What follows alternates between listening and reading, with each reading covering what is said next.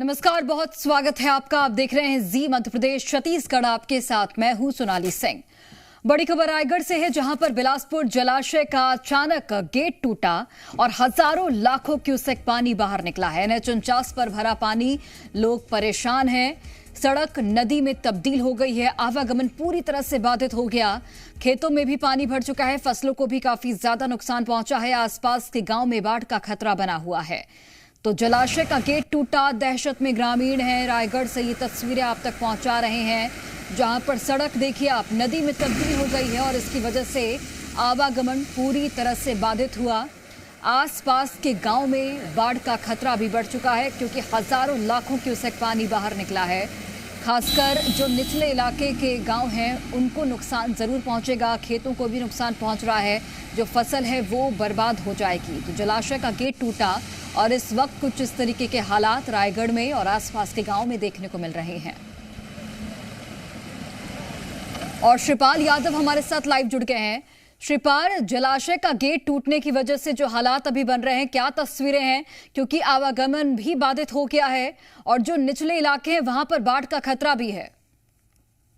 देखिए, बिलासपुर जो जलाशय है, मैं वहीं पर मौजूद हूं। आप देखिए, बिलासपुर जलाशय है। ये बिलासपुर जलाशय कल शाम में जो इसका गेट है वो गेट टूट गया।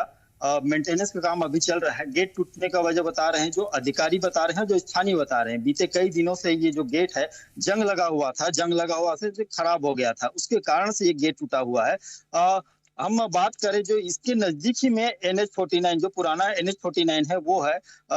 जब यहाँ गेट टूटा उसके बाद जो पानी वहां पहुंचा तो पूरी तरह आवागमन बाधित हो गया। स्थानीय लोग यहाँ पर पहुंचे जलाशय में पहुंचने के बाद इसका मेंटेनेंस का काम भी किया जा रहा है। आप देखिए किस तरह से यहाँ पर मेंटेनेंस का काम किया जा रहा है। बीते शाम लगभग 4 बजे ये घटना हुई थी। उसके बाद से ही जलाशय में जो पानी है वो अभी लगभग दर्जन भर से अधिक, किरीतमाल हो गया, बिलासपुर हो गया, भूपदेवपुर हो गया, ऐसे दर्जन भर जो गांव हैं वहां पर पानी घुस चुका है। उनके खेतों में पानी घुस चुका है।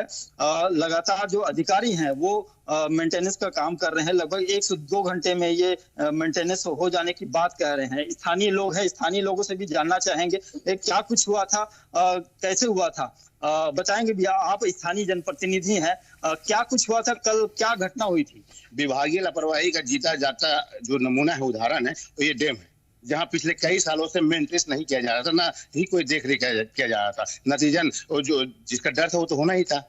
गेट अचानक पानी के तेज बहाव में टूट गया और पूरा जो जल का पानी, डैम का पानी था, पूरी तरह से खेतों में चला गया है, रोड में चला गया है, काफी नुकसान हुआ है। अधिकारी यह भी कह रहे हैं कि ग्रामीण जो असामाजिक तत्व हैं वो इस गेट को खोले थे क्योंकि उनके खेत में पानी की आवश्यकता था। ये स्थानीय अधिकारी बता रहे हैं, जिसके वजह से इनका जो गेट है वो टूटा है। और ये भी कह रहे हैं कि गेट जो है जंग लगा हुआ था, जिसके कारण से ये डैम का जो पानी है वो सड़कों में और लोगों के खेतों तक पहुंचा है।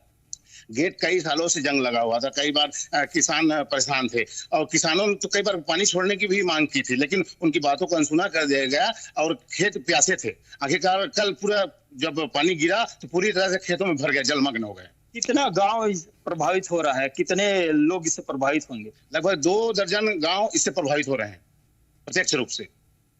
चलिए, ये थे स्थानीय जो बता रहे थे, लगभग 2 दर्जन गांव इस पानी की वजह से प्रभावित हो रहे हैं। बिलासपुर जलाशय आप देखिए, फिर से एक तस्वीर देखिए, जो अधिकारी हैं वो मौके पर मौजूद हैं और जो बिलासपुर जलाशय है उसको मेंटेन करने का काम चल रहा है।